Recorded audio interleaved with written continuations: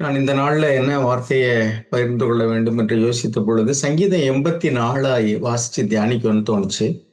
சங்கீதம் 84ல 4வது வசனத்திலிருந்து நாம் முதல்ல 7 வரைக்கும் வாசிப்போம். அப்புறம் நம்ம அது குறித்து தியானிப்போம். சங்கீதம் 84 4ல இருந்து தமிழ் வேதாகமத்துல வாசிப்போம். உம்முடைய வீட்டில் வாசமாய் இருக்கிறவர்கள் பாக்கியவான்கள். அவர்கள் எப்பொழுதும் உம்மை துதித்துக் கொண்டிருப்பார்கள். உம்மிலே பலன் கொள்ளுகிற மனுஷனும் தங்கள் இருதயங்களில் செவ்வையான வழிகளை கொண்டிருக்கிறவர்களும் பாக்கியவான்கள்.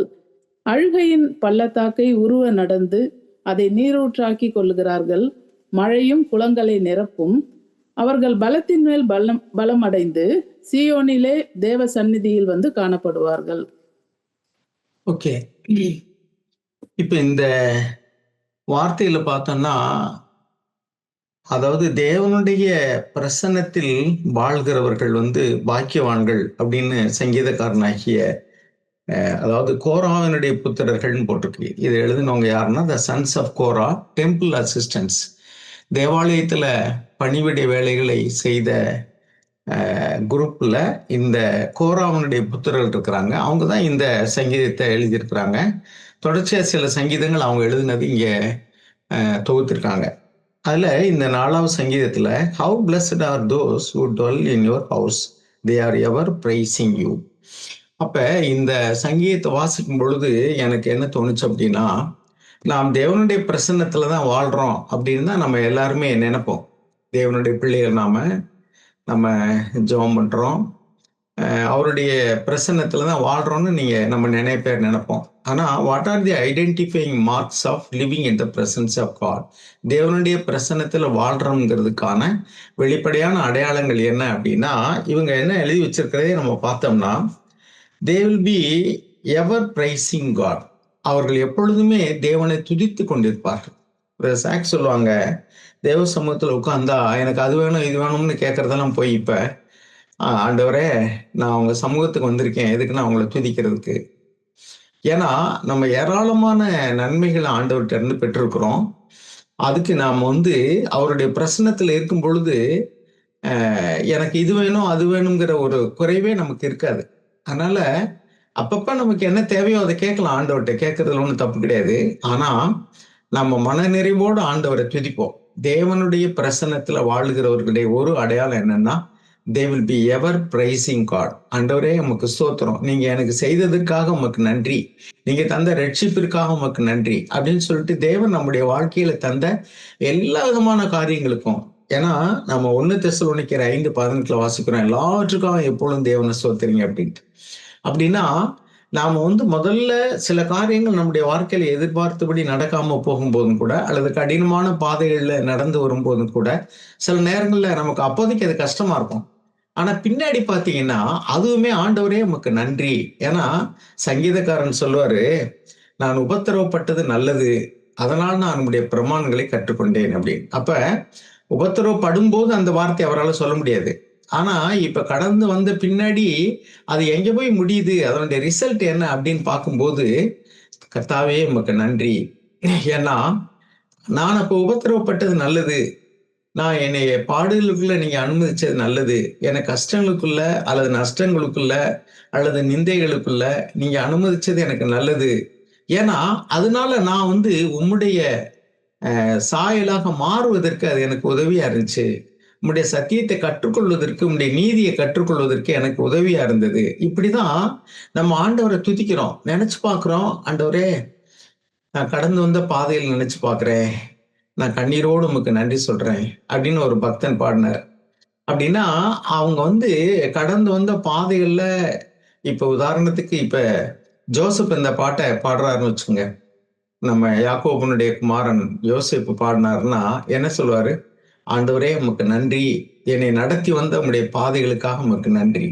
ஏன்னா அவர் அந்த பாதையில் நடந்து வந்ததுனால அவர் இப்ப எப்படி மாறிட்டாருன்னா, ஒரு தகப்பனுடைய இருதயத்தோடு கூட, தகப்பன் இறந்த பின்னாடி தன்னுடைய சகோதரர்கள் அவர்கிட்ட முன்னாடி தெண்டனிட்டு பணிந்து கொள்ளக்கூடிய சூழ்நிலை வந்த பொழுதும் கூட ஒரு தகப்பனை போல அவர் பேசுறாரு. அப்படின்னா அந்த கடந்து வந்த பாதையில அந்த சூழ்நிலை அன்னைக்கு இது மாதிரி அவர் இருந்திருக்க முடியுமான்னு இல்லை.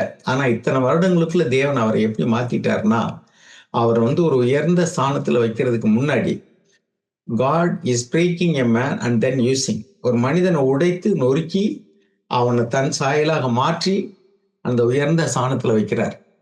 ஆக இப்ப அவர் எப்படி நன்றி சொல்வார் அப்படின்னா, நீர் என்னை நடத்தி வந்த பாதைகளுக்காக உமக்கு நன்றி, நான் உபத்திரவப்பட்டது நன்றி, இப்படித்தானே சொல்வாரு. ஆக ஒரு மனிதன் தேவனுடைய பிரசன்னத்துல வாழும்போது அவன் எப்பொழுதும் தேவனை துதிக்கிறவனாகவே இருப்பான். That is one mark. ஏன்னா தேவ சமூகத்தில் இருக்கும்போது கர்த்தருடைய ஆவியானவர் எங்கேயே இங்கே விடுதலை உண்டு. He will have the spirit of liberty.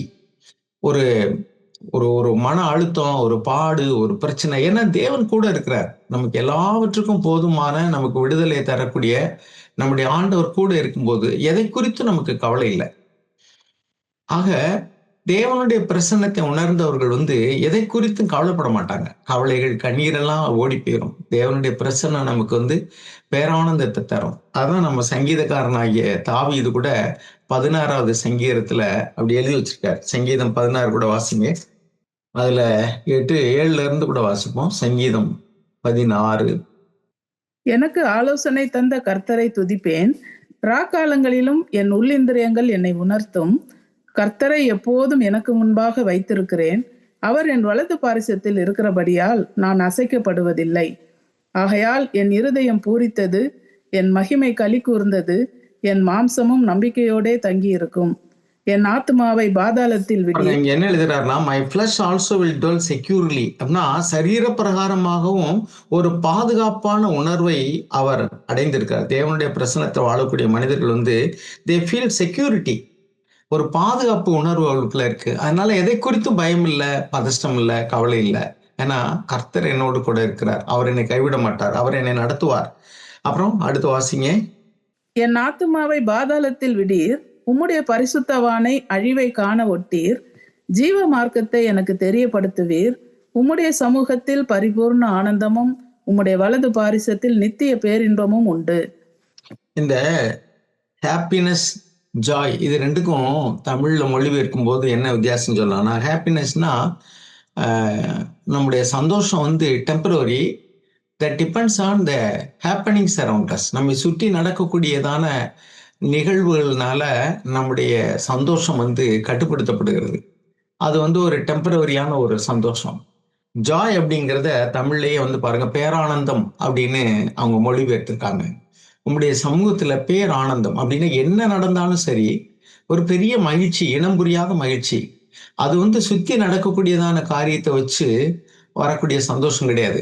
என்ன நடந்தாலும் சந்தோஷம். ஏன்னா என்ன நடந்தாலும் சரி, அதை மேற்கொள்ளக்கூடியதான வல்லமை படைத்த தேவன் நம்மோடு கூட இருக்கிறார். அதனால நான் அசைக்கப்படுவதில்லை. அதான் அதுல எழுதுறாரு, I have set the Lord continually before me, because he is at my right hand, I will not be shaken. அதனால நான் அசைக்கப்படுவதில்லை. பிரச்சனை வரலாம் பாருங்க. தேவ பக்தி உள்ள மனிதர்களுக்கு இந்த பூமியில வாழும் பொழுது உலகத்தில் உள்ளவங்களுக்கு என்ன மாதிரியெல்லாம் ப்ராப்ளம் வருதோ அதே மாதிரி பொருளாதார பிரச்சனைகள் வருது, சரீர பிரகாரமான சுகவீனங்களோ அல்லது வேலை வாய்ப்புல உள்ள பிரச்சனைகளோ எல்லாமே எல்லாருக்கும் வரத்தான் செய்யுது. ஆனா தேவனற்றவர்கள் கலங்கி தவிக்கிறார்கள். அந்த பிரச்சனையெல்லாம் அவர்களுக்குள்ள பெரிய பாதிப்பை உண்டு பண்ணி அவர்கள் மன கஷ்டங்கள், முறுமுறுப்பு, குறை சொல்லுதல், இப்படியெல்லாம் அவங்க கடந்து போறாங்க. ஆனா தேவ பக்தி உள்ள நாம், தேவன் நம்மோடு கூட இருக்கிறபடினால நமக்குள்ள ஒரு ஷேக்கிங் கிடையாது. அப்படியே ஒரு வேளை ஒரு நமக்குள்ள ஏதாவது ஒரு சின்ன வருத்தம் வந்தா கூட that will be only temporary, அது பெர்மனன்ட் கிடையாது. ஸோ இதைத்தான் சங்கீதக்காரனாய் தாவீதே அந்த காலத்துல உணர்ந்திருக்காரு. அதனாலதான் ஜீவ மார்க்கத்தை எனக்கு தெரியப்படுத்தினீர். You will make known to me the path of life. In your presence is fullness of joy. உம்முடைய சமூகத்துல எனக்கு பேரானந்தம் உண்டு. So in your right hand there are pleasures forever. இந்த சந்தோஷம் என்றென்றைக்கு உள்ள சந்தோஷம். எப்பொழுதும் தேவன் நம்முடைய பிரசன்னத்துல இருந்தாலே சந்தோஷம்தான். அது எப்பொழுதும் சந்தோஷம்தான். எப்பொழுதெல்லாம் நமக்குள்ள சந்தோஷம் இல்லாம, வருத்தம் இல்லாம, துக்கம் இருக்குதோ அப்பொழுது நம்ம தேவனுடைய முகத்தை தரிசிக்கல, அல்லது தேவனுடைய பிரசன்னத்துல நம்ம இல்லை, நாம தேவ பிரசன்னத்தை விட்டு விலகி இருக்கிறோம், அல்லது தேவனுடைய பிரசன்னத்தை தரிசிக்க கூடியதான அந்த மனோபாவத்துல நம்ம இல்லை அப்படின்னு அர்த்தம். ஸோ நமக்குள்ள எப்பாவது ஒரு குழப்பம் இருக்கு, ஒரு பதஷ்டம் இருக்கு, அது டெம்பரரின்னா நோ ப்ராப்ளம். ஏன்னா நம்ம பிசிக்கலா இந்த ரட்சிக்கப்படாத மாம்சத்துல இருக்கிறதுனால கண்டிப்பா அது மாதிரி ஒரு டெம்பரரியா வரலாம். ஆனா அதுவே நமக்குள்ள நீடிக்குது அப்படின்னு சொன்னா நம்ம உடனடியா தேவனுடைய சமூகத்துக்கு போகணும். ஆண்டவரே, உம்முடைய சமூகத்துல பேரானந்தம்னு போட்டிருக்கே, எனக்கு குழப்பமா இருக்குதே, பதஷ்டம் இருக்கே, பயம் இருக்குதே, கவலை இருக்கே அப்படின்னு சொல்லிட்டு நம்ம ஆண்டவர்ட்ட போனோம்னா, கண்டிப்பா அவருடைய பிரசன்னத்த உணர உணர நம்ம மறந்துருவோம். அந்த பிரச்சனையெல்லாம் நமக்கு பெருசே கிடையாது. ஏன்னா, அந்த பிரச்சனைக்கெல்லாம் பரிகாரியாகி தேவன் நம்மட்ட இருக்கறனால, the problem is not serious than God the great who is with us. நம்மோடு கூட இருக்கக்கூடிய தேவன் பெரியவரா இருக்கிறபடினால, அந்த பிரச்சனை எதுவுமே அவ்வளவு பெருசு கிடையாது. எல்லாமே ஸ்மால் ஆயிடும். சோ, அதுக்கடுத்து சங்கீதத்துல 5வது வசனத்த நம்ம வாசிப்போம். Another mark. நான் வந்து இதனுடைய கன்டினியூஸா தான் நான் வாசிக்கிறேன். 4வது வசனத்தினுடைய கன்டினியூஸா என்னன்னா, அங்க வாசிங்க. சங்கீதம் 84:5. உம்மிலே பலன் கொள்ளுகிற மனுஷனும் தங்கள் இருதயங்களில் செவ்வையான வழிகளை கொண்டிருக்கிறவர்களும் பாக்கியவான்கள். அப்ப யாரெல்லாம் வந்து தேவனுடைய பிரசன்னத்துல இருப்பாங்களோ, அவங்க வந்து தேவனுக்குள்ளதான் அவங்களுடைய their strength is in God. அப்ப அவங்க இப்ப சங்கீத இது யோபு சொல்லுவாரு. யோபு 34 31:24 யோபு 31:24 பாருங்க. நான் பொன்னின் மேல் என் நம்பிக்கையை வைத்து தங்கத்தை பார்த்து நீ என் ஆதரவு என்று நான் சொன்னதும், என் ஆஸ்தி பெரிதென்றும் என் கைக்கு மிகுதியும் கிடைத்ததென்றும் நான் மகிழ்ந்ததும், சூரியன் பிரகாசிக்கும் போது அல்லது சந்திரன் மகிமையாய் செல்லும் போதும் நான் அதை நோக்கி என் மனம் ரகசியமாய் மயக்கப்பட்டு என் வாய் என் கையை முத்தி செய்ததுண்டானால், இதுவும் நியாயாதிபதிகளால் விசாரிக்கப்படத்தக்க அக்கிரமமாய் இருக்கும். அதனால் இப்ப அந்த யோபு நமக்கு தெரியும், அவர் வாழ்ந்த காலம் வந்து நியாயப்பிரமாணம் கிடையாது, மோசே கிடையாது, சபை கிடையாது, அல்லது பைபிள் கிடையாது. இது எல்லாமே நமக்கு தெரியும். அந்த காலத்துல வாழ்ந்ததான இந்த யோபு என்ன சொல்றாருன்னா, நான் தங்கத்தின் மேல நம்பிக்கை வைத்திருந்தார் அப்படின்னா, சங்கீதம் 27ல நம்ம வாசிப்போம். சிலர் குதிரைகளை குறித்தும் ரதங்களை குறித்தும் மேன்மை பாராட்டுகிறார்கள். நாங்களோ உம்முடைய தேவனாய கர்த்தருடைய நாமத்தை குறித்தே மேன்மை பாராட்டுவோம். அப்ப நம்ம அநேக நேரங்கள்ல சொல்லுவோம், நான் தேவனை தான் நம்பி இருக்கிறேன், காட் இஸ் மை ஸ்ட்ரென்த் அப்படின்னு சொல்லிட்டு. ஆக்சுவலா ஒரு ப்ராப்ளம் வரும்போது தான் தெரியும் நம்முடைய ஸ்ட்ரென்த் உள்ளான இதயத்துக்குள்ள நம்ம எது மேல நம்பிக்கை வச்சிருக்கோம். சம்டைம்ஸ் நமக்கு வந்து அதாவது நம்ம வந்து எதுல நம்பிக்கை வச்சிருப்போம்னா, பெரும்பகுதி பார்த்தீங்கன்னாக்கும் நம்ம பொருள்கள் மேல நம்பிக்கை வச்சிருப்போம், பேங்க் அக்கௌண்ட்ல நம்பிக்கை வச்சிருப்போம், நம்முடைய ஜாப்ல உள்ள செக்யூரிட்டியில நம்பிக்கை வச்சிருப்போம், அல்லது நமக்கு வரக்கூடிய மாத சம்பளம், அல்லது நம்முடைய சேவிங்ஸ், அல்லது நமக்கு இருக்கக்கூடிய லேண்டு, ப்ராப்பர்ட்டி, ஹவுஸ், வேற ஏதாவது ஒண்ணு. ஏன்னா அங்கே கை வைக்கும் போதுதான் தெரியும் நம்ம இருதயம் எப்படி இருக்கு அப்படின்ட்டு. நம்ம உண்மையிலேயே தேவன் மேல நம்பிக்கை வச்சிருந்தோம்னா எதை குறித்து கவலை இல்லை, ஏன்னா தேவன் என்னோடு கூட இருக்கிறாருன்னு சொல்ல முடியும். ஆனா நம்முடைய நம்பிக்கை அநேக நேரங்கள்ல ரியலா வந்து தேவன் பேர்ல இல்லை. நம்ம சொல்லுவோம் தேவன் பேர்ல இருக்குன்ட்டு. அப்படின்னா பாருங்க, நம்ம வந்து வேதத்துல ஒருத்தர் வாசிக்கிறோம். அதாவது ஆபக்குக்குன்னு நினைக்கிறேன். அதுல என்ன எழுதியிருக்கும் அப்படின்னாக்கும், அத்திமரம் துளிர் விடாமல் போனாலும் ஆசிகள் எல்லாம் ஆட்டு மந்தை முதலற்று போனாலும் நான் கர்த்தருக்குள் சந்தோஷமா இருப்பேன் அப்படின்னு சொல்லுவாரு. நான் சமீபத்துல எங்க வீட்டுல இந்த மாமரம் வந்து ரொம்ப பெருசா கிளை விட்டு ரொம்ப எங்க வீட்டை ஒட்டி வந்துருச்சு. நிறைய பூ, நிறைய பிஞ்சு, எக்கச்சக்கமான பூ பிஞ்சு பார்த்தீங்கன்னா அவ்வளவு பார்க்கவும் அது அழகா இருக்குது. அவ்வளவு பிஞ்சு விட்டுருக்கு. விடிய காலம் ஒரு நாள் எந்திரிச்சு முத நாள் வந்து நான் மத்தியானத்துக்கு மேல அதை போட்டோ எடுத்து எங்க கிராண்ட் சனுக்கு அனுப்பிச்சு வச்சேன், பிள்ளைகளுக்கு. அவங்கெல்லாம் இங்க பார்க்கணுன்ட்டு. அவங்கெல்லாம் பார்த்துட்டு வந்து எங்க கிராண்ட் சன் சொன்னாப்புல, தாத்தா இந்த வருஷமாவது அந்த பூலாம் பூச்சி பிடிக்காம உதிராம பாத்துக்குங்க தாத்தா அப்படின்னா, நான் என் ஒய்ஃப் டெக்னிக்கெல்லாம் சொன்னேன், வாமா நம்ம 2 பேரும் வெளியே போய் காத்துக்கிட்டு இருப்போம் அப்படின்னு. ஏன்னா நைட் டைம் அவன் சொல்றான், இந்த வருஷமாவது பூவெல்லாம் உதிர்ந்து அது பூச்சி பிடிக்காம பாத்துக்கணுங்க தாத்தான்னு. காலையில எந்திரிச்சு வெளியில போறேன், அந்த பெரிய கொப்பு அப்படியே ஒடிஞ்சு பேந்து காத்துக்கிட்டு ஒண்ணுமே இல்லை. அப்படியே அதுக்கு இங்கிட்டு இருந்ததானே அந்த சப்போட்டா மரம், நார்த்த மரம் எல்லாத்தையும் மேலேயும் போட்டு அமுக்கி அப்படியே தரமட்டத்துக்கு வந்துருச்சு. பிஞ்செல்லாம் தரமட்டத்துல கிடையாது. அந்த பெரிய போத்து அப்படியே ஒடிஞ்சிருச்சு. பார்த்தோன்னே எனக்கு அவன் ஞாபகம் தான் வந்துச்சு. நான் பாரு நைட்டு தான் இப்படி பேசிக்கிட்டேன், இப்படி ஆகி போச்சு அப்படின்ட்டு அடிச்சா, அந்த பிள்ளைகிட்ட அதெல்லாம் காமிச்சா அவங்களுக்கு அப்படியே ரொம்ப வருத்தம். அப்படியே நான் அப்ப எனக்கு இந்த வாசம் தான் ஞாபகம் வந்துச்சு. அத்திமரம் துளிர் விடாமல் போனாலும் ஆட்டு மந்தை முதல் லெட்டர் போனாலும் நான் கர்த்தருக்கு சந்தோஷமா, ஏன்னா அவங்க சின்ன பிள்ளைங்க. இல்ல எவ்வளவு அழகா இருந்துச்சே! அது மட்டும் நான் கட் பண்ணி ஃபோட்டோ அனுப்பும்போது பார்க்க ரொம்ப அப்படியே அ நல்லா இருந்தது. அடுத்த நாள் காலையில, அதான் நைட்டு தான் நான் வந்து அது எதார்த்தமா தான் அந்த ஃபோட்டோ அனுப்புனேன் மொத நாளு. நான் அந்த பக்கம் நடந்துட்டு இருக்கும்போது பார்க்க ரொம்ப பியூட்டிஃபுல்லா இருந்துச்சு. பொதுவா அந்த நேச்சுரல் இதெல்லாம் எனக்கு ரொம்ப பிடிக்கும். அதனால அப்படியே ஒரு ஃபோட்டோ எடுத்து அனுப்பிச்சு வச்சேன். எதுக்கு சொல்ல வரேன்னா, சின்ன பிள்ளைகளுக்கு ரொம்ப வருத்தமா இருந்துச்சு. ஆனா நான் வந்து அது மாரி ஏற்கனவே நெறைய நான் கடந்து போயிருக்கேன். என்னுடைய பையன் மன வளர்ச்சி இல்லாத என்னுடைய மகன் இருக்கும்போது, எங்க வீட்ட சுற்றி நெறைய செடிகள் வச்சிருக்கும்போது அவன் புடுங்கி போட்டுருவான். அப்படியே ஒடிச்சு போட்டுருவான். இலையெல்லாம் ஆஞ்சு ஆஞ்சு உருவி போட்டுருவான். அப்பல்லாம் எனக்கு ரொம்ப அது மேல ஒரு பிடிப்பு இருக்கும். அந்த கன்றுகளை எல்லாம் வளர்க்கணும் அப்படின்னு. ஏன்னா, அப்ப சின்ன கன்றுகள வச்சு அப்படியே தண்ணி ஊத்தி, அந்த வீடு கட்டி அந்த புதுசுல. அப்பொழுது எனக்குள்ள ஆவியானவர் என்ன உணர்த்துவாருன்னு சொன்னா, "உன் இருதயம் இது மேல இருக்குதா இல்லையான்னு சோதிக்கிறதுக்கு தான் உனக்கு டெஸ்ட் இது" அப்படின்ட்டு ஆண்டவர் உணர்த்துவார். அப்ப அதெல்லாம் வந்து நான் ரொம்ப ஆசையா இந்த இடத்துல இந்த கண்ண வைக்கணும், இந்த இடத்துல இந்த மரத்த வைக்கணும் அப்படின்னு வச்சு தண்ணி ஊத்தும்போது, அவன் போய் ஒடிச்சு, பிச்சு போட்டு வரும்போது, பிச்சு பிச்சு சும்மா அவனுக்கு தெரியாது. அவன் அப்படியே சத்தம் போட்டுக்கிட்டே வருவான் பிச்சு போட்டுட்டு. அப்ப அப்படி எனக்கு ஆண்டவர் வந்து அப்ப எனக்கு ஒரு டெஸ்டிங் மாரிக்க தான் எனக்கு. அதே மாரிக்க வந்து நான் ரொம்ப படிக்கணும் அப்படின்னு சொல்லிட்டு நெறைய கரஸ்லயே நெறையா சோசியாலஜி, எம்.ஏ. அப்புறம் லா இதெல்லாம் படிச்சேன். அப்படி படிக்கும்போது நெறைய புக்ஸு அதெல்லாம் கரஸ்ல வந்துகிட்டே இருக்கும். அது பூரா பைண்டிங் பண்ணி புக்கா வச்சிருந்தேன். அவன் வந்து விளையாடுறதுக்கு ஏதாவது புக்கு எடுத்து கேட்பான். கேட்டா அவன் பஸ்ல கூட்டிட்டு போய் சில சமயங்கள் பழக்கத்துல வந்து ஒரு புக்க எடுப்பான். கிழிச்சு கிழிச்சு டிக்கெட் டிக்கெட் ஜெயவிலாஸ் டிக்கெட் அப்படிம்பான். அப்படின்னா பஸ் பேர சொல்லிட்டு. ஏன்னா பஸ்ல வரும்போது பார்த்தத பார்த்துட்டு ஒவ்வொரு புக்கா எடுத்து என் புக்க பூரா கிழிச்சு கிழிச்சு போட்டுட்டு இருப்பான். அதுல நெறைய லா புக்ஸ்லாம் இருந்தது. அப்போ வந்து எனக்கு ஆவியானவர் இப்படிதான் உணர்த்துவாரு. உன்னுடைய இருதயம் அது மேல இல்லாதபடிக்கு தேவன் எல்லாத்தையும் இப்ப உனக்கு குளோஸ் பண்ண சொல்றாரு அப்படின்ட்டு. பார்த்தீங்கன்னா, ஒரு புக்கு குடுத்தோம்னா கொஞ்ச நேரத்துல கிழிச்சு காம்பவுண்ட் ஃபுல்லா பறக்கும். அது பூரா கூட்டி அள்ளணும் கூடையில. அவ்வளவுதான். அப்படி நெறைய இது காலியாயிருச்சு.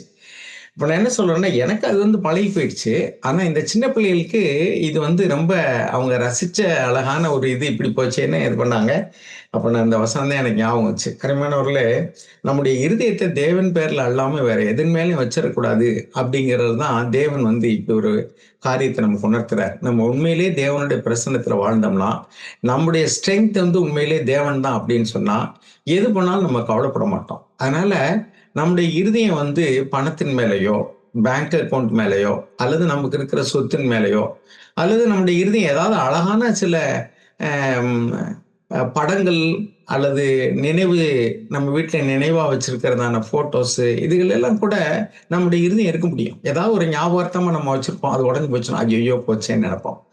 அப்ப நான் என்ன சொல்றேன்னா, நம்முடைய இருதயம் ஒவ்வொருத்தருக்கும் ஒண்ணு மேல இருக்கும். ஒரு சிலருக்கு வந்து பிள்ளைகள் மேல இருக்கும், மனைவி மேல இருக்கும், அல்லது கணவன் மேல இருக்கும்.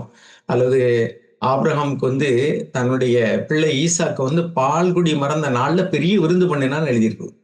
யாராவது பால்குடி மறக்கறதுக்கு விருந்து பண்ணுவாங்களா? பிள்ளை பால்குடி மறக்கறதுக்கு விருந்து, பர்த்டே கொண்டாடுவோம், வெட்டிங் டே கொண்டாடுவோம். அல்லது வளைகாப்பு, நிச்சயார்த்தம்லாம் கொண்டாடுறாங்க. ஆனா பால்குடி மறக்கறதுக்கு எங்கேயாவது வந்து விருந்து வச்சாங்க நான் பார்த்ததே கிடையாது. ஆனா பைபிள்ல எழுதியிருக்கு. ஆபிரகாம் வந்து பால்குடின பிள்ளை வந்து பால் மறந்த நாள்ல வந்து பெரிய விருந்து பண்ணினான்னு எழுதியிருக்கு. ஏன்னா, அவ்வளவு தூரத்துக்கு அந்த ஈசாக்கின் மேல அவர் வந்து இருதயத்த வச்சிருந்தார். ஏன்னா வயசான காலத்துல தனக்கு வாரிசாக பிறந்த ஒரே ஒரு பிள்ளை. இஸ்மவேல் எல்லாம் அப்படி இல்ல. அது ஆகாருக்கு பிறந்த வேலைக்காரிக்கு பிறந்த பிள்ளை. ஆனா, அவனுடைய ரைட்ல எல்லாம் வந்து அவருடைய மனைவி சாராவுக்கு பிறந்த மகன் வந்து ஈசாக்கு தான். ஸோ அவருடைய இருதயம் அது மேல இருந்துச்சு. அப்ப தேவன் என்ன பண்ணாருன்னா, அந்த நம்பிக்கை அவன் மேல இருக்கக்கூடாது. அப்படினால his delight should be in God only. அப்ப அதனால தான் தேவன் வந்து ஈசாக்க பலி கொடுன்னார். அதான் ஒரு டெஸ்ட். நம்ம எல்லாருக்குமே நம்முடைய இருதயம் எதன் மேல இருக்கோ, அல்லது நம்ம எதன் மேல நாம வந்து ரொம்ப ஒரு அ மன நிறைவோடு இருக்கிறோமோ, அங்க போய் கை வைக்கும்போது தான் தெரியும், நம்முடைய ஸ்ட்ரெங்த் வந்து தேவன் தானா? இல்ல, இல்லையா? அப்படின்ட்டு. ஒரு சிலருக்கு பணமா இருக்கும், ஒரு சிலருக்கு ஜாப்பா இருக்கும். எது போனாலும் கவலைப்பட மாட்டாங்க. ஒரு சிலர் பேர் போயிடுச்சுன்னா கவலைப்படுவாங்க. ஏன்னா, அந்த அவங்களுடைய நேம், அவங்களுக்குள்ள நல்ல பேர், அதுதான் அவங்களுக்கு ஒரு ஐடல். அப்ப அவங்களுக்கு பண நஷ்டம் வந்தாலும் சரி, வேற எது வந்தாலும் சரி தாங்கிடுவாங்க. ஆனா, அந்த உலகத்துல ஒரு பழமொழி சொல்லுவாங்கல்ல, "மயிர் நீப்பின் உயிர் வாழா கவரிமான்னு." கவரிமானுக்கு வந்து மயிர் தான் அதுக்கு வந்து ரொம்ப இதான். அது எங்கேயாவது சிக்கிடுச்சுன்னா, அதுக்கு மேல அது வந்து அது பிச்சுட்டு போயி தப்பிக்கும்னு நெனைக்காதாம். மயிர் போச்சுன்னா போகட்டும் அப்டின்ட்டு. அப்போ ஒவ்வொருத்தருக்கும் நம்முடைய இருதயம் ஏதாவது ஒண்ணு மேல இருக்கு. அது உன் மேல சொந்தங்கள் மேல இருக்கலாம், சொத்து மேல இருக்கலாம், அல்லது சுகத்தின் மேல இருக்கலாம், அல்லது பதவியின் மேல இருக்கலாம், அல்லது ஜனங்கள் நம்ம மேல வச்சிருக்கிற நல்ல அபிப்பிராயத்தின் மேல, பாப்புலாரிட்டி, குட் நேம். ஸோ தேவன் வந்து நம்முடைய இருதயம் எதன் மேல இருக்குன்னு பார்க்கிறார். இங்க என்ன எழுதியிருக்கு அப்படின்னாக்கும், தேவனுடைய பிரசன்னத்துல வாழக்கூடிய மனிதர்களுடைய ஸ்ட்ரென்த் தேவன் தான். How blessed is the man whose strength is in you. சரி, அதுக்கடுத்து அதுலயே பின்னாடி எழுதியிருக்கு, in whose heart are the highways to Zion. அப்ப அப்படி தேவனுடைய பிரசன்னத்துல வாழ்வங்களுடைய இருதயம் எப்படி அப்படின்னா, அது சியோனுக்கு போகிறதான அந்த ஹைவேஸ். எசாயா தீர்க்கதரிசியினுடைய புஸ்தகத்துல 7ல இருந்து 10 வரைக்கும் வாசிப்போம். எசாயா 35, 7-10. வெட்டாந்தரை தண்ணீர் தடாகமும் வறண்ட நிலம் நீரூற்றுகளுமாகும். வலு சர்ப்பங்கள் தாபரித்து கிடந்த இடங்களிலே புல்லும் கொறுக்கையும் நாணலும் உண்டாகும். அங்கே பெரும் பாதையான வழியும் இருக்கும். பெரும் பாதைன்னா highway. A highway will be there. ஹைவேன்னா பெரிய பாதை, அது ஒன்று உண்டா இருக்கும். அது வாசிங்க. அது பரிசுத்த வழி எனப்படும். That is the highway of holiness and it will be called the highway of holiness. எசாயா தீர்க்கதரிசியினுடைய புஸ்தகத்துல நம்ம இப்படி வாசிக்கிறோம். வாசிங்க சிஸ்டர். தீட்டுள்ளவன் அதிலே நடந்து வருவதில்லை, அந்த வழியில் நடக்கிறவர்கள் பேதையராய் இருந்தாலும் திசை கெட்டு போவதில்லை. அங்கே சிங்கம் இருப்பதில்லை, துஷ்ட மிருகம் அங்கே போவதும் இல்லை, அங்கே காணப்படவும் மாட்டாது. மீட்கப்பட்டவர்களே அதில் நடப்பார்கள். கர்த்தரால் மீட்கப்பட்டவர்கள் திரும்பி ஆனந்த களிப்புடன் பாடி சீயோனுக்கு வருவார்கள். நித்திய மகிழ்ச்சி அவர்கள் தலையின் மேல் இருக்கும். சந்தோஷமும் மகிழ்ச்சியும் அடைவார்கள், சஞ்சலமும் தவிப்பும் ஓடிப்போம். பாருங்க, அப்ப தேவனுடைய பிரசன்னத்துல இருக்கிறவங்களுக்கு சஞ்சலம், தவிப்பு இதெல்லாம் இருந்தாலும் அது ஓடி போயிடும். அப்ப தேவன் பிரசன்னமா இருக்கிற இடத்துல துக்கம், அழுக, கண்ணீர், அல்லது சஞ்சலம், வருத்தம் அதெல்லாம் ஓடி போயிடும். அதெல்லாம் வந்துச்சு, அது இருக்கு அப்படின்னா என்ன அர்த்தம்? அப்ப தேவனுடைய பிரசன்னத்துல நம்ம இல்லை. அதான் நம்ம பார்க்கணும். We must test ourselves whether we are living in the presence of God. Whether God alone is our strength. தேவன் தான் நம்முடைய பலனா இருக்கிறாரா, அல்லது நம்முடைய நம்பிக்கை வேற எதன் மேலுமையாவது வச்சிருக்கிறோமா? வேற எதன் மேலுமையாவது வச்சிருந்தோம்னா அது போகும்போது நம்ம சந்தோஷம் போயிடும்.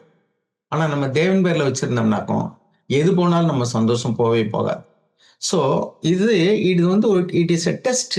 ஸோ நம்முடைய இருதயம் எப்பொழுதும் நம்முடைய சிந்தனை எல்லாமே நான் ஜியோனுக்கு, அதாவது டுவார்ட்ஸ் ஹோலினஸ், பரிசுத்தமாகுதல தெய்வ பயத்தோடு பூர்ணப்படுத்த கூட எழுதியிருக்கு இல்லையா? இங்க எழுதியிருக்கு it is a highway of holiness அப்படின்னு எழுதியிருக்கு. அது unclean will not travel on it. ஒரு மனுஷன் வந்து அசுத்தம்னா இருந்தா அவன் அந்த வழியில் நடக்க முடியாது. But it will be for him who walks that way and fools will not van der on it. அப்ப அங்கே வந்து தேவனை அண்டிக் கொள்ளாதவர்கள் யாரும் வரமாட்டாங்க. ஸோ நம்முடைய இருதயம் தேவனுடைய பிரசன்னத்துல வாழ்ற மனுஷனுடைய இருதயம் எப்பொழுதுமே வந்து அந்த தேவனுடைய பிரசன்னத்துக்கு அல்லது ஜியோனுக்கு போகக்கூடிய வழியிலேயே அவனுடைய இருதய நோக்கமாகவே இருக்கும். அவன் தேவனையே நம்பிக்கையாக கொண்டிருப்பான். அதுக்கடுத்து பாருங்க 6வது வசனம். அழுகையின் பள்ளத்தாக்கை உருவ நடந்து அதை நீரூற்றாக்கி கொள்ளுகிறார்கள், மழையும் குளங்களை நிரப்பும். அவர்கள் பலத்தின் மேல் போதும் பாருங்க, அந்த passing through the valley of Baca they make it a spring. பாக்காங்கிற வேலின்ற எந்த வேலியுமே கிடையாது. இந்த பாக்காங்கிறது எதை குறிக்குது அப்படின்னா அழுகையின் பள்ளத்தாக்கு அல்லது வறண்ட வே which has more trials and problems. நமக்கு வந்து அந்த அழுகையின் பள்ளத்தாக்கு அப்படின்னா வறண்ட ஒரு பள்ளத்தாக்கு, ஆனா அது வறட்சியான நிலைமையில இருக்கு. நம்முடைய வாழ்க்கையில நம்ம அநேக நேரங்கள்ல வறண்ட பகுதிகளில் ஒரு சந்தோஷம் இல்லாத ஒரு கடினமான பாதைகள்ல நம்ம கடந்து வர வேண்டி இருக்கலாம். தான் சொல்லுவாங்க, நமக்கு வந்து எக்ஸசைஸ் அப்படின்னு சொல்ற மாதிரி என்ன அப்படின்னா, நம்ம கையை காலத்தை நீட்டி நம்ம பண்ணும் போதெல்லாம் நம்முடைய நரம்புகளும் நம்முடைய தசைகளும் வலிமை பெறுகிறது. அதே மாதிரிதான் நம்ம பாடுகள் கஷ்டங்களுக்குள்ளாக நம்ம கடந்து வரும் பொழுது we are trained to face any problem. அப்ப அதுக்கு அடுத்தடுத்து வரும்போது முதல்ல தான் அது பெரிய ப்ராப்ளமா தெரியும். அடுத்தடுத்து அந்த சிச்சுவேஷன் வரும்போது we will learn how to manage that. அது எப்படி மேனேஜ் பண்றதுங்கிறதான ஒரு மனப்பக்குவத்தை அல்லது மன வலிமையை நாம் பெற்று விடுகிறோம். அப்ப முதல்ல அது வந்து பிரச்சனையை போல இருக்கும். அப்புறம் அது வந்து நம்ம we will overcome it. அது நம்மளை ஓவர் கம் பண்றதுக்கு நம்ம விட மாட்டோம். ஸோ ஆக நிறைய ப்ராப்ளம்ஸ் வரும் பொழுது நிறைய நம்ம வந்து we get ourselves trained to face the problem.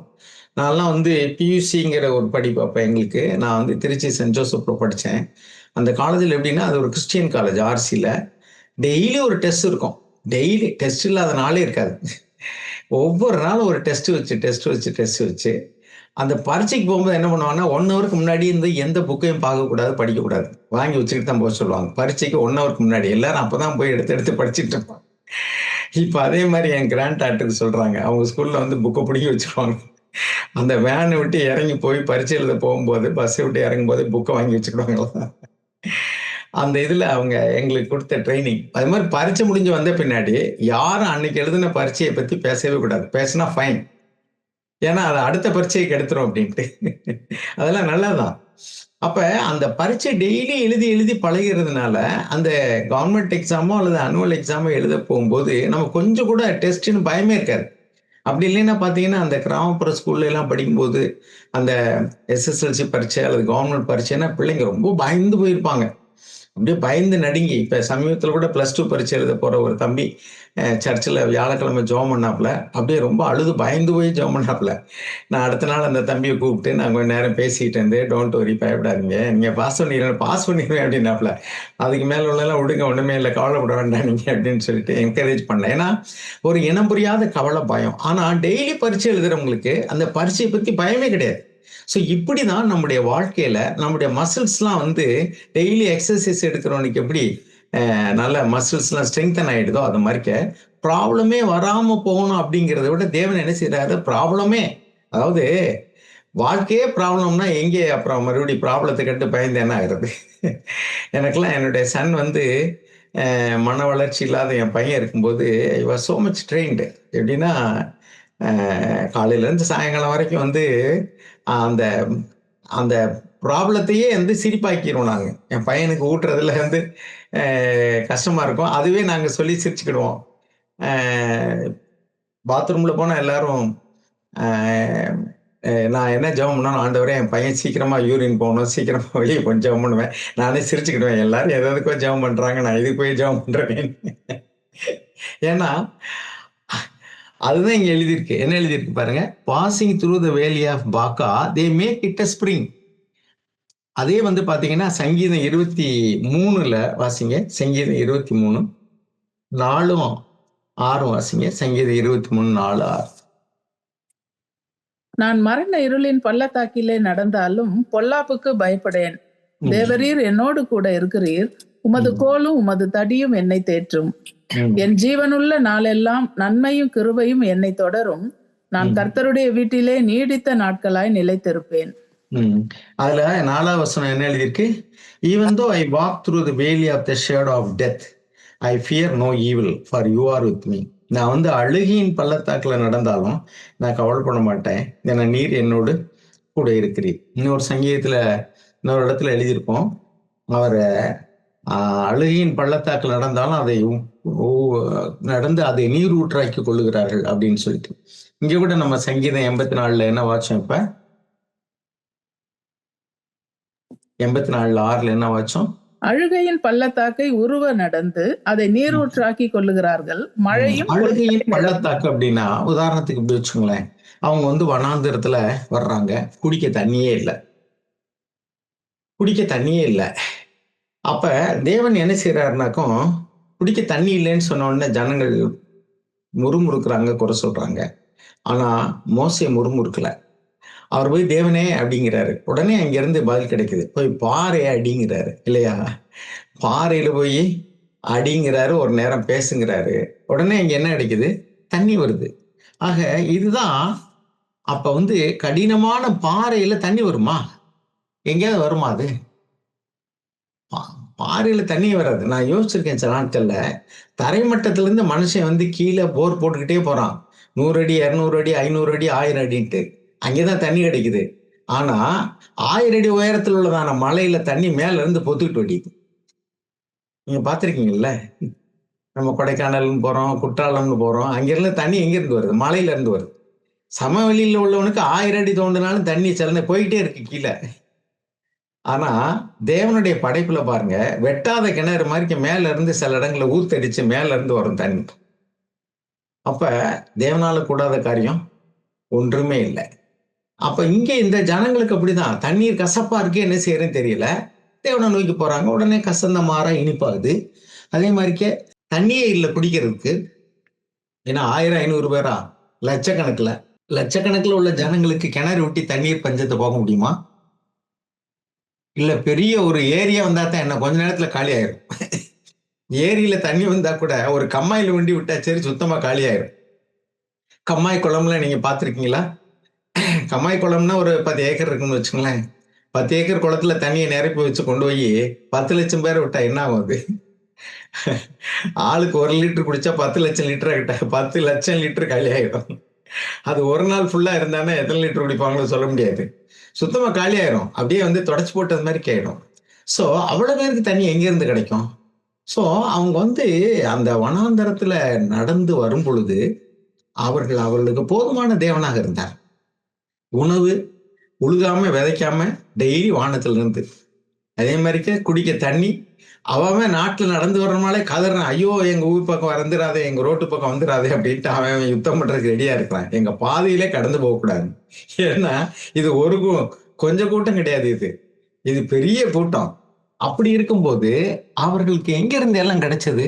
இப்படி ஒரு பயணத்த ஸ்டார்ட் பண்றோமன்றதுக்கே எவ்வளவு தைரியம் வந்திருக்கணும். நீங்க யோசிச்சு பாருங்க. நம்ம வந்து ஒரு டூர் போனோம்னா, நீங்க ஒரு 2 ஃபேமிலி சேர்ந்து ஒரு பிக்னிக் போறீங்கன்னா சரி, எவ்வளவு பெரிய பொட்டலத்த கட்டி, எத்தன நாள் பிளான் பண்ணி, அதுக்கு வேண்டிய துணிமணி என்ன, தண்ணி என்ன, சாப்பாடு என்ன எல்லாம் பிளான் பண்ணி, இங்க போனா இங்க இறங்கணும், அப்படி தங்கணும் இதெல்லாம் பண்றோம். ஆனா, இப்ப வனாந்தர வழியா லட்சக்கணக்கான ஜனங்கள் போறாங்க. என்ன பிளான் அங்க? யோசிச்சு பாருங்க கொஞ்சமாவது. இதெல்லாம் நம்ம வந்து கதை மாரி படிச்சுட்டு போனோம்னா நமக்கு ஒண்ணும் தெரியாது. ஜஸ்ட் நம்ம இமேஜினேஷன்ல கொண்டு வருவோம். 10,00,000 ஜனங்கள்னு வச்சுக்கங்களேன். 6,00,000 பேர் ஆண்கள். பெண்கள், பிள்ளைகள்லாம் சேர்ந்து எப்படி மோர் தென் 10 தான் இருக்க முடியும். அது கீழ இருக்கிறதுக்கு வாய்ப்பே கிடையாது. சரி, அவ்வளவு தூரம் போறவங்களுக்கு சாப்பாட்டுக்கு எத்தன நாளைக்கு சாப்பாடு? என்ன 1 வருஷம், 2 வருஷமா? 40 இயர்ஸ். நெனச்சே பார்க்க முடியாது. 40 நாள்னாலே நம்மளால சுமந்துக்கிட்டு போ முடியாது. 40 வருஷம். என்னத்த கொண்டு போக முடியும்? அது விதைக்காம, அறுக்காம எப்படி வந்து அது பொருளே கொண்டுட்டு தானியத்தையே வந்து டன்னு கணக்குல லாரியில கொண்டு போனாலும் கெட்டு போயிடும். 40 வருஷம் அது இருக்காது. சோ எத நம்பி போனாங்க அவங்க? அவங்க தான் சொல்ல முடியும். அவர் ஸ்ட்ரெங்த் இஸ் காட் அப்படின்னு. எங்களுடைய பலன் வந்து தேவன் தான். எங்களுடைய அடைக்கலம் தேவன் தானே. அத அனுபவிச்சவங்க தான் சொல்ல முடியும். நாம வந்து அப்படி பாடுகள், கஷ்டங்களுக்குள்ளே இல்லாம போனவங்க வந்து, நாம என்ன சொல்ல முடியாதுன்னா, அவங்களால சொல்ல முடியாது. இங்க என்ன எழுதியிருக்குன்னா, அழுகையின் பள்ளத்தாக்குல நடந்தாலும் சரி, அதை அவர்கள் நீரூற்றாய் மாற்றிக் கொள்வார்கள். நம்ம வந்து சங்கீதம் 107:35 வாசிங்களேன். சங்கீதம் 107:35, சங்கீதம் 105:41 வாசிப்போம். அவர் அவாந்தர வெளியை தண்ணீர் தடாகமாகவும் வறண்ட நிலத்தை நீரூற்றுக்களாகவும் மாற்றி ம். பசித்தவர்களை அங்கே குடியேற்றுகிறார். அங்கே அவர்கள் குடியிருக்கும் நகரத்தை கட்டி வயல்களை உண்டாக்கி பாருங்க, வனாந்தரத்தை வந்து தண்ணீர் தடாகமாக மாற்றுகிறார். சங்கீதம் 114:8 இப்படி வாசிக்கிறோம். Who turned the rock into a pool of water, the flint into a fountain of water. 8வது வசனம் வாசிங்க சிஸ்டர். 114வது சங்கீதம் 8வது வசனம். அவர் கன்மலையை தண்ணீர் தடாகமாகவும் கற்பாறையை நீரூற்றுக்களாகவும் மாற்றுகிறார். அதான் 105:41 வாசிக்கிறோம். He opened the rock and water flowed out. It ran in the dry places like a river. அப்ப பாருங்க, தேவனுக்கு வந்து எல்லாம் கூடும். தேவனால கூடாத காரியம் ஒன்றுமே இல்ல. பாறையிலிருந்து தண்ணீர் வர வைக்க அவரால முடியும். ஊத்துல இருந்து தண்ணியை வராம நிறுத்தவும் அவரால முடியும்.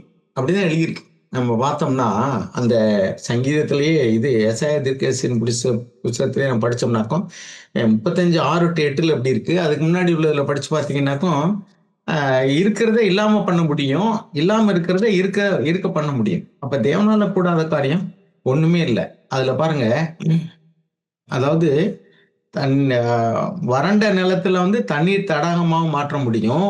தேவன் நம்மோடு கூட இருந்தா நெகட்டிவா இருக்கிறத பாசிட்டிவா மாற்ற முடியும். அதே சமயத்துல தேவன் நம்மோடு கூட இல்லைன்னா பாசிட்டிவா இருக்கிறதை நெகட்டிவா ஆக்க முடியும். 33வது வசனம் பாருங்க. சங்கீதம் 107:33, 107:33-34. அவர் ஆறுகளை அவாந்தர வெளியாகவும் பாருங்க, ஆறுகளை அவாந்தர வெளி changes rivers into wilderness and springs of water into a thirsty ground. தண்ணி ஊற்றா இருக்கிறத வாசிங்க சிஸ்டர். நீரூற்றுக்களை வறண்ட ஸ்தலமாகவும் குடிகளுடைய பொல்லாப்பின் நிமித்தம் செழிப்பான தேசத்தை உவர் நிலமாகவும் மாற்றுகிறார். 35 அவர் அவாந்திர வெளியை தண்ணீர் தடாகமாகவும் பாருங்க, மேல என்ன எழுதியிருக்கு? ஆறா இருக்கிறது வந்து வனாந்தரமா மாத்துறாரு. ஊற்றெடுக்கக்கூடிய இதை வந்து தர்ஸ்டி கிரவுண்ட், அது வந்து தண்ணி இல்லாத வறண்ட நிலமா மாத்துறாரு. Fruitful land into salt waste, ரொம்ப செழிப்பான ஒரு நிலத்தை கூட அது வந்து ஒரு உப்பரிக்கக்கூடிய நிலமா, அதாவது அதுல எதுவுமே விளைச்சல் பண்ண முடியாது. எப்படி செய்ய முடியும்? அதே மாதிரி changes wilderness into a pool of water and a dry land into springs of water. தேவனால கூடாத காரியம் ஒன்றுமே இல்லை. அப்ப தேவன் மாத்திரம் நம்மோடு கூட இருந்தா பாருங்க. செழிப்பான தேசத்துக்கு போனார் லோத்து. அங்க போய் அவருடைய வாழ்க்கையில கடைசியில பார்த்தீங்கன்னா அவர் ஃபேமிலியை இழந்துட்டாரு. வனாந்தரமான பாலைவனம் போன்ற இடத்துக்கு தான் ஆபிரகாம் போனாரு. பிரச்சனை இல்லை. ஆனா தேவன் நான் உன்னோடு கூட இருப்பேங்கிறாரு. நீங்க சுத்தி பாரு, உன் காலில் மிதித்த தேசத்தை எல்லாம் நான் உனக்கு தருவேங்கிறாரு. சோ ஆபிரகாம் வந்து ஆசீர்வதிக்கப்பட்டார். செழிப்பான தேசத்துக்கு போன லோத்து வந்து கடைசியில தன் ஃபேமிலியவே இழந்துட்டார், மனைவி பிள்ளைகள் எல்லாம். சோ நாம வந்து இதுல கவனிக்க வேண்டிய என்னன்னா, தேவனுடைய பிரசன்னத்துல வாழ்றவங்களுக்கு வந்து நஷ்டமா இருக்கிறதே லாபமாக மாற்ற தேவனால கூடும். வனாந்தரமான வழியில நம்ம போனா கூட அதை வந்து ஊற்று நீர் தடாகத்தை போல மாற்ற தேவனால கூடும். சோ அதுக்கடுத்து 7வது வசனம், 84:7 சங்கீதம். அவர்கள் பலத்தின் மேல் பலன் அடைந்து சியோனிலே தேவ சந்நிதியில் வந்து காணப்படுவார்கள். சோ அவர்கள் பலத்தின் மேல் பலன் அடைந்து அப்படின்னா, the another mark of living in the presence of God, தேவனுடைய பிரசன்னத்துல வாழ்றவனுடைய இன்னொரு என்ன, they will grow from strength to strength. பலத்தின் மேல் பலன் அடைந்து, பலத்தின் மேல பலன் அடைந்து. அப்ப இன்னொரு இடத்துல நம்ம வாசிக்கிறோம், எசாயா 34 நினைக்கிறேன், அவர்கள் கர்த்தருக்கு காத்திருக்கிறவர்களோ புது பலன் அடைந்து. எசாயா 33:14-16 வாசிப்போம். சியோனில் பாவிகள் திகைக்கிறார்கள். சியோனிலே பாவிகள் திகைக்கிறார்கள். அப்புறம் மாயக்காரரை நடுக்கம் பிடிக்கிறது. பச்சிக்கும் அக்கினிக்கு முன்பாக நம்மில் தரித்திருப்பவன் யார்? நித்திய ஜுவாலைக்கு முன்பாக நம்மில் தாபரிப்பவன் யார் என்கிறார்கள். நீதியாய் நடந்து செம்மையானவைகளை பேசி இடுக்கண் செய்வதால் வரும் ஆதாயத்தை வெறுத்து பரிதானங்களை வாங்காதபடிக்கு தன் கைகளை உதறி ரத்தம் சிந்துவதற்கு ஏதுவான யோசனைகளை கேளாதபடிக்கு தன் செவியை அடைத்து பொல்லாப்பை காணாதபடிக்கு தன் கண்களை மூடுகிறவன் எவனோ அவன் உயர்ந்த இடங்களில் வாசம் பண்ணுவான். இங்க என்ன வாசிக்கிறோம் அப்படின்னா, சியோன்ல நம்ம இங்க வாசிச்சோம், that is a holy way, it leads to Zion. நம்முடைய இருதயம் வந்து பரிசுத்தமான வழியின் மேல நோக்கமா இருக்கும் அப்படின்ட்டு. அப்ப அந்த இடத்துல இருக்கிறதுக்கான தகுதி என்ன, how you can live a blameless life அப்படின்னா எழுதிருக்கு, நீதிமானாய் நடந்து மனதார சத்தியத்தை பேசுகிறவன், அநீதியா வரக்கூடியதான he who rejects unjust gain, அநீதியான வழியில வரக்கூடியதான லாபத்தை எனக்கு வேண்டான்னு சொல்லுகிறவன், and shakes his hands so that they hold no bribe, லஞ்சம் வாங்காதபடிக்கு தன்னுடைய கைகளை மாற்றிக்கொள்கிறோம், கைகளை வந்து இழுத்துக்கிறான், எனக்கு லஞ்சம் வேண்டாம் அப்படின்ட்டு. ஸோ நம்முடைய வாழ்க்கையில நம்மளுடைய வேலை ஸ்தலங்கள்ல அநீதியாக வரக்கூடியதான பொருள்கள், அதுக்கடுத்து வந்து பாருங்க பணம், எதையுமே நம்ம விரும்புறவங்களா இருக்க மாட்டோம், இருக்கக்கூடாது. அப்படி இருந்தோம்னா நம்ம தேவ பிரசனத்துல இல்லைன்னு அர்த்தம். அதுல 15 பின்னாடி வாசிக்கிறோம், he who stops his ears from hearing about bloodshed. அதை வாசிங்க சிஸ்டர், 15வது வசனம் பின்பகுதி. நீதியாய் நடந்து செம்மையானவைகளை பேசி இடுக்கண் செய்வதால் வரும் ஆதாயத்தை வெறுத்து பரிதானங்களை வாங்காதபடிக்கு தன் கைகளை உதறி ரத்தம் சிந்துவதற்கு ஏதுவான யோசனைகளை கேளாதபடிக்கு தன் செவியை அடைத்து பொல்லாப்பை காணாதபடிக்கு தன் கண்களை மூடுகிறவன் எவனோ. ஆக இதுதான் ஒரு நீதிமான் வாழக்கூடிய வாழ்க்கைக்கான அடையாளம். இதே மாதிரி சங்கீதம் 15 நம்ம வாசிக்கிறோம். சங்கீதம் 15 வாசிங்க. அதுல 1 to 5 தான் வசனம் இருக்கு, 5 வாசிங்க. சங்கீதம் 15. கர்த்தாவே, யார் உம்முடைய கூடாரத்தில் தங்குவான்? யார் உம்முடைய பரிசுத்த பர்வதத்தில் வாசம் பண்ணுவான்? உத்தமனாய் நடந்து நீதியை நடப்பித்து மனதார சத்தியத்தை பேசுகிறவன் தானே. அவன் தன் நீதியாய் நடக்கிறவன், உத்தமமாய் நடக்கிறவன், மனதார சத்தியத்தை அப்படின்னா உள்ள ஒண்ணு வச்சு வெளியில ஒண்ணு பேசுறவன் கிடையாது. அதுக்கடுத்து வாசிங்க. அவன் தன் நாவினால் புறங்கூறாமலும் தன் தோழனுக்கு தீங்கு செய்யாமலும் தன் அயலான் மேல் சொல்லப்படும் நிந்தையான பேச்சை எடுக்காமலும் இருக்கிறான். அப்ப நாம வந்து தேவனுடைய பிரசனத்துல வாழும்போது மற்றவர்கள் மேல ஏதாவது ஒரு தவறான காரியங்கள் பாருங்க, நமக்குள்ள ஒரு பேட் ஹேபிட் எப்போதுமே அப்படின்னா, நம்முடைய வேற ஜனங்கள் மேல ஏதாவது ஒரு குற்றச்சாட்டு சொன்னா அது உண்மையா பொய்யான்னு கூட விசாரிக்க மாட்டோம். ஓ, அது இருக்குமோ அப்படின்னு நம்ம நம்பிடுவோம். Mostly we will believe that. ஆனா நம்ம மேல ஒண்ணு சொல்லிட்டாங்க அப்படின்னா அது யாருக்கும் தெரியவும் கூடாதுன்னு நினைப்போம். அதுல அதை எப்படியாவது உண்மையை விளக்கிடணும், அது தப்பு அப்படி இல்லை அப்படின்னு சொல்ல நினைப்போம். அடிக்கடி நம்ம வேதத்துல வாசிக்கிறோம், ஏதாவது எல்டர்ஸ் மேல வரக்கூடிய குற்றச்சாட்டுகள் ஏதாவது வந்தா அது வந்து யூ மஸ்ட் தரோலி இன்வெஸ்டிகேட்னு அந்த வசனத்தை பிரதர் வந்து திரும்ப திரும்ப சொல்லுவாங்க. இன்வெஸ்டிகேட், அதை தரவா வெரிஃபை பண்ணணும். அதே மாதிரி மூப்பர்களுக்கு விரோதமான காரியங்கள்னா 2-3 சாட்சி இல்லாமல் ஏற்றுக்கொள்ளக்கூடாது அப்படின்னு வசனத்துல பார்க்குறோம். அதே மாதிரி தான் மூப்பர்களோ அல்லது சகோதரர்களோ சகோதரிகள் யாராக இருந்தாலும் சரி, அடுத்தவர் மேல சொல்லக்கூடியதான அவர்களுக்கு ஒரு அவப்பெயரை கொண்டு வரக்கூடிய அல்லது தவறான காரியங்களை சொல்லும் பொழுது நம்ம ஈஸியா அதை வந்து ட்ரஸ்ட் பண்றோம் அப்படின்னாக்கோ, நம்புறோம் அல்லது ஏற்றுக்கொள்றோம், அது உண்மையா இருக்கலாமோ அப்படின்னு நினைக்கிறோம் அப்படின்னாக்கோ, we don't fear God. நமக்கு வந்து போதுமான அளவுக்கு நம்ம தேவனுக்கு பயப்படுறவங்களா இல்லை. இது உண்மையா இருக்கலாம் அல்லது பொய்யாவும் இருக்கலாம், நமக்கு தெரியாது அப்படின்னு சொல்லிட்டு அதை ரிஜெக்ட் பண்ணிட்டு நாம வந்து அவங்க மேல சொல்லக்கூடிய நிந்தையான பேச்சுக்களை not tax up a reproach against his friend. அதுக்கடுத்து in whose eyes a reprobate is despised.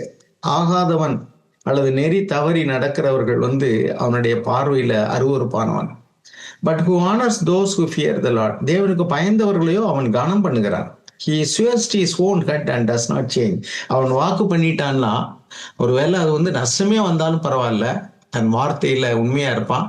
நஷ்டம் வந்துருச்சுங்கிறதுக்காக அவன் பின்வாங்க மாட்டான்.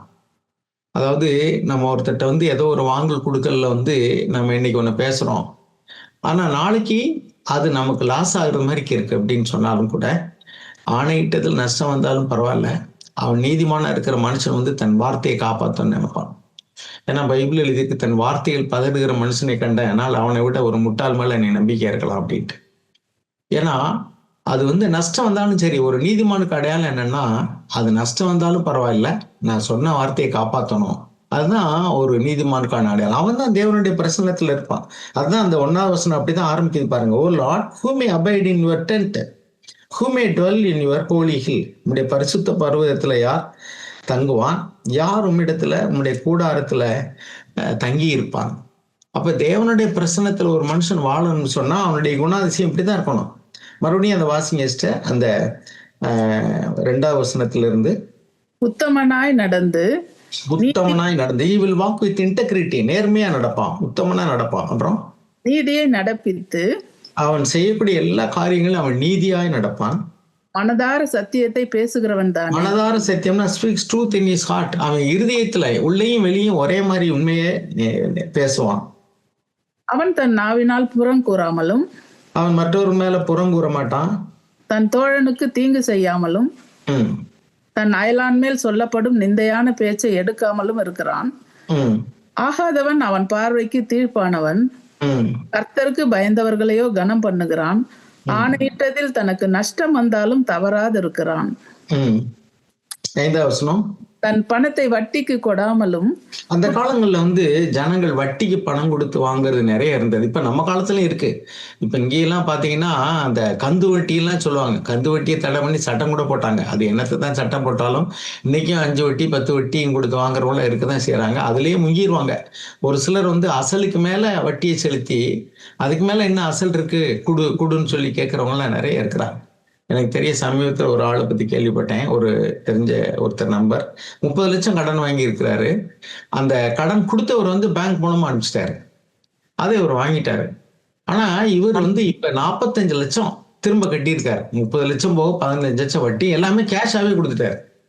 இப்ப அவர் வந்து அந்த பணத்துக்கு இன்னும் கொஞ்சம் வட்டி பாக்கி இருக்கு, அதை கட்டு அப்படின்னு சொல்லிட்டு கேட்க இன்னும் ஒரு 7 லட்சம் கொடுன்னு கேட்கிறாரு. ஒரு 45 லட்சம் கொடுத்துட்டாரு 30 லட்சத்துக்கு, இன்னும் ஒரு 7 லட்சம் கொடுன்னு கேட்டு வழக்காட இவர்கிட்ட ஒண்ணுமே இல்லை, எல்லாமே காலி, கம்ப்ளீட்டா போச்சு.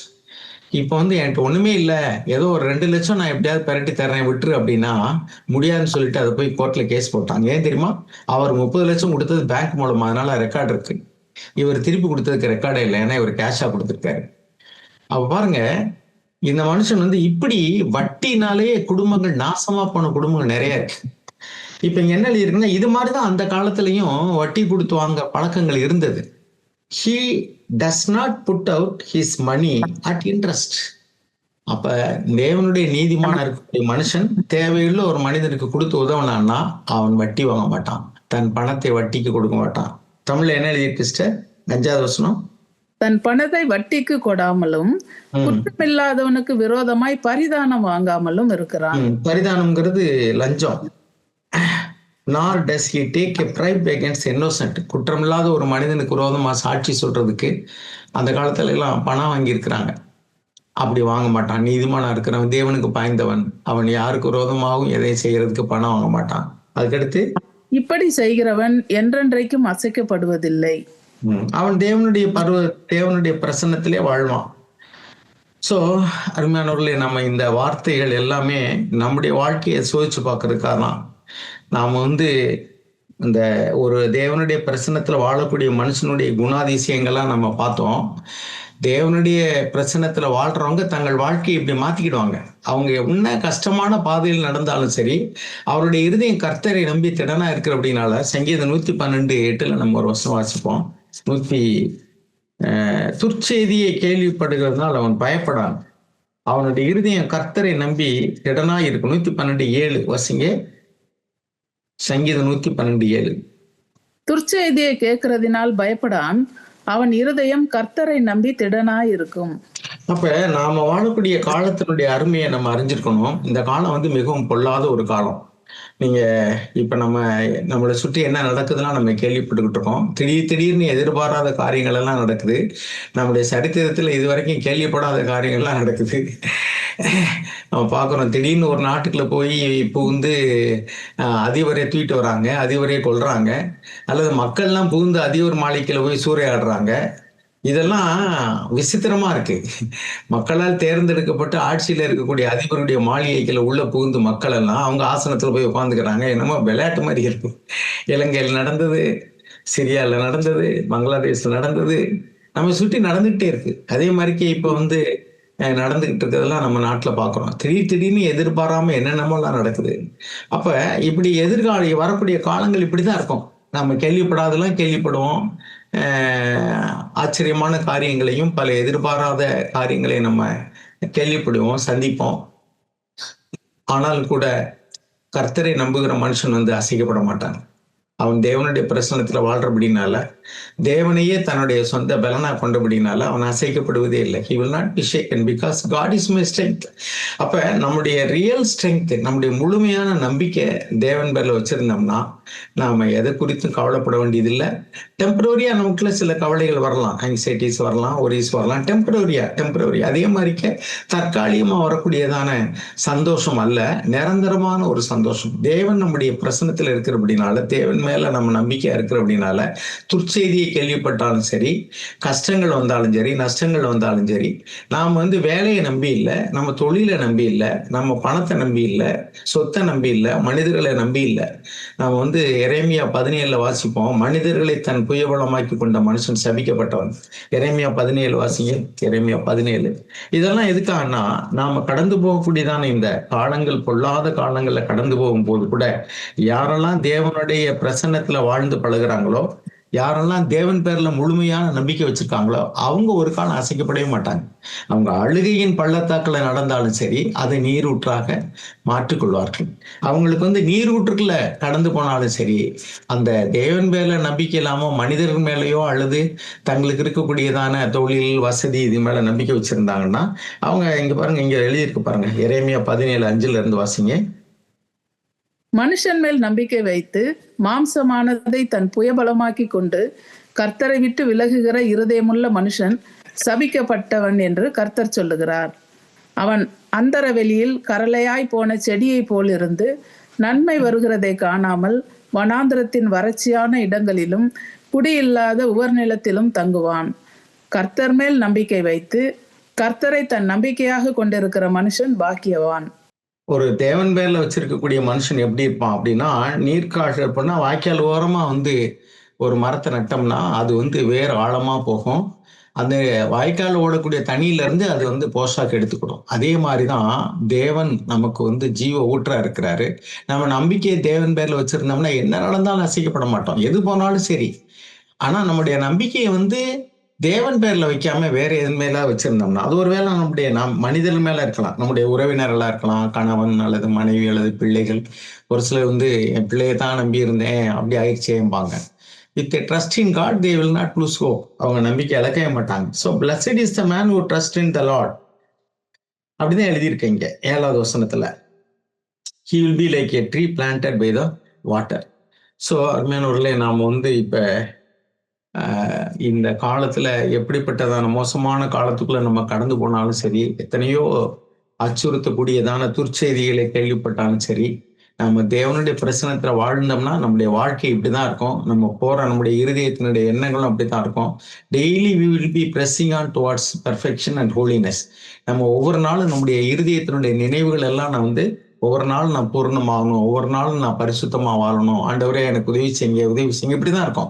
நம்முடைய இருதயம் சிந்தனையில நம்ம பயணிக்கக்கூடியதான காரியங்கள் இப்படிதான் இருந்துகிட்டே இருக்கும். 2 கொரிந்தியர் 3வது அதிகாரம் 18வது வசனம் வாசிப்போம். 2 கொரிந்தியர் 3:18. 17ல இருந்தே வாசிங்க சிஸ்டர். 17ல இருந்து. கர்த்தரே ஆவியானவர், கர்த்தருடைய ஆவி எங்கேயோ அங்கே விடுதலையும் உண்டு. நாம் எல்லோரும் திறந்த முகமாய் கர்த்தருடைய மகிமையை கண்ணாடியிலே காண்கிறது போல கண்டு, ஆவியாய் இருக்கிற கர்த்தரால் அந்த சாயலாகத்தானே மகிமையின் மேல் மகிமை அடைந்து மறுரூபப்படுகிறோம். ஓகே. அப்ப நம்மளுடைய வழி வந்து எப்பொழுதும் அந்த growing from strength to strength, glory to glory, from grace to grace, இப்படிதான் நமக்குள்ள வந்து ஒரு மறுரூபம் அடையக்கூடியதான ஒரு வாழ்க்கைக்குள்ள நம்ம போறோம். சோ தேவன் ஆவியா இருக்கிறார், கர்த்தர் ஆவியா இருக்கிறார். அவருடைய ஆவி எங்கே இருக்கிறதோ அங்கே விடுதலை உண்டு. அருமையானவர்களே, நம்ம தேவனுடைய பிரசனத்துல தான் வாழ்றோமாங்கிறத மட்டும் நம்ம செக் பண்ணி எப்பொழுதும் தேவனுடைய பிரசனத்துல வாழ பழகிட்டோம்னு சொன்னா சரி, நம்ம சுற்றி என்ன நடந்தாலும் சரி, அல்லது நம்முடைய வாழ்க்கையிலேயே நம்ம நடந்து போற பாதை வந்து கரடு முரடான கடுமையான பாதைகளா இருந்தாலும் சரி, நம்ம ஒரு காலம் அசைக்கப்படுவதே இல்லை. நம்ம நினைச்ச நேரத்துல நினைச்ச காரியம் நடக்காம இருக்கலாம். ஏன்னா நம்முடைய வழிகளும் தேவனுடைய வழிகளும் ஒன்றல்ல. ஆனா நம்ம கடந்து வந்த பின்னாடி சொல்லுவோம், ஆண்டவரே நீர் என்னை நடத்தி வந்த பாதைகளுக்காக உமக்கு நன்றி. கடந்து வந்த பாதைகளை நினைத்து பார்க்கிறேன். கர்த்தாவே கண்ணீரோடு உமக்கு நன்றி சொல்கிறேன்னு ஒரு பாடல் இருக்கு.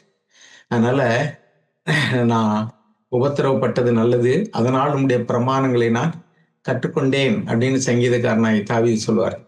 எனவே நம்முடைய வாழ்க்கையில அது உபத்திரவமோ, பாடுகளோ, கஷ்டமோ, நஷ்டமோ, அல்லது வந்து ரொம்ப கடினமான ஒரு சூழ்நிலையில நம்ம நடந்து வந்தாலும் சரி, அது சரீர பிரகாரமாகவோ, அல்லது உலக பிரகாரமாகவோ, அல்லது ஆவிக்குரிய வாழ்க்கையிலே கூட நடந்தாலும் சரி, எதை நினைத்து கவலைப்பட வேண்டாம்.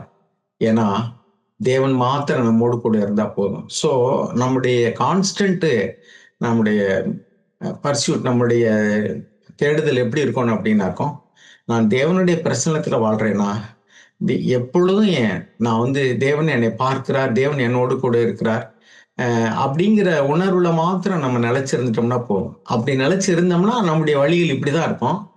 நிலைச்சு இல்லைன்னா அதுக்கு நேர் எதிரடியா தான் இருக்கும். ஸோ நமக்குள்ள கலக்கம் வருது, பயம் வருது அப்படின்னு சொன்னா நம்ம தேவ சமூகத்துக்கு போகணும். ஆண்டவரே நான் எங்க தவறிட்டேன், ஏன் எனக்குள்ள இப்படி பயம் வருது, நான் வந்து இப்படி கவலைப்படுறதுக்கு என்ன காரணம், நீங்க என்னகிட்ட தான் இருக்கீங்களா, அல்லது நான் உங்களை விட்டு விலகிட்டேனா, இப்படி நம்மளை வந்து செக் பண்ணி பார்த்துட்டு ஒருவேளை நம்ம தவறிட்டோம். ஏன்னா நம்ம எல்லாரும் மனிதர்கள் தான். சில நேரங்கள்ல அவிசுவாசமோ அல்லது சந்தேகமோ அல்லது பயமோ அல்லது ஏதாவது பாவ சோதனைகள் வரும் பொழுது நாம வந்து தவறி இருக்கலாம். அப்போ உடனே நம்ம அதை அறிக்கையிட்டு, ஆண்டவரே எனக்கு மன்னிங்க, என்னை ரட்சிங்க, என்னை கைவிட்டுறாதீங்க அப்படின்னு சொன்னா கண்டிப்பா நறுங்குண்டதும் நொறுங்குண்டதுமான இருதயத்தை தேவன் ஒரு காலம் புறக்கணிக்கவே மாட்டார். நம்முடைய தகப்பனவர். அதனால நாம் அவருடைய பிரசன்னத்திலே வாழ்வோம். என்ன நடந்தாலும் சரி, நம்முடைய கால சூழ்நிலைகள்லாம் ரொம்ப ரொம்ப ரேபிட் சேஞ்ச் ஆகிட்டு இருக்கு. ஆனாலும் கூட என்ன நடந்தாலும் நம்ம கவலைப்படாம விடுதலையா நிம்மதியா இருக்கிறதுக்கான வழியை தான் தேவன் நம்மோடு பேசிட்டு இருக்காரு. God bless you all brothers. இறக்கமுள்ள எங்கள் நல்ல தகப்பனே, மை துதிக்கிறோம், ஸ்தோத்திரிக்கிறோம். அப்பா, நீதிமான் நித்திய கீர்த்தி உள்ளவன் என்று நாங்கள் வாசிக்கிறோம். உடைய நாமத்தை நீர் மகிமைப்படுத்தி இருக்கிறீர். எங்கள் வாழ்க்கையில நீர் மகிமைப்படுத்த வல்லவராக இருக்கிறீர். ஆண்டவரே, காலம் மிகவும் கொடியதா இருக்கிறது. ஆண்டவரே, காலங்கள் பொல்லாததா இருக்கிறபடினால நாட்களை பிரயோஜனப்படுத்திக் கொள்ளுங்கள் என்று வேதத்துல வாசிக்கிறோம். ஆண்டவரே, இந்த பொல்லாத நாட்களிலும் நாங்கள் காலத்தை பிரயோஜனப்படுத்திக் கொள்ள என்ன நடந்தாலும் ஆண்டவரே நாங்கள் அசைக்கப்படாது விசுவாசத்தில் உறுதியா இருக்க, நாங்கள் நீதிமானாய் வாழ, உடைய பிரசனத்திலே வாழ, உன் பேரிலே முழுமையான நம்பிக்கை வச்சு உண்மையிலே பலன் கொள்ளுகிற மனிதர்களாய் வாழ எங்களுக்கு உதவி செய்யுங்கப்பா. ஆண்டவரே, இந்த சகோதர சகோதரிகள் வேலை செய்யக்கூடிய இடங்கள், குடியிருக்கிற இடங்கள், எல்லைகள் எல்லாவற்றிலும் ஆண்டவரே அவர்கள் சந்திக்கக்கூடியதான பிரச்சனைகள் எல்லாவற்றிலும் தேவரீர் அவர்களுக்கு பயப்படாத மகனே, நான் உன்னோடு கூட இருக்கிறேன், ஐ வில் ஹெல்ப் யூ என்று நீர் சொல்லுகிற அந்த சத்தம் அவருடைய இருதயத்தில் தொனிக்கட்டும் ஆண்டவர். எங்கள் ஒவ்வொருடைய இருதயத்திலும் தொனிக்கட்ட ஆண்டவர். நீர் எங்களுடைய அன்பு தகப்பான். நீர் எங்களோடு கூட இருந்தால் நாங்கள் ஒன்றுக்கும் கவலைப்பட வேண்டியதில்லை.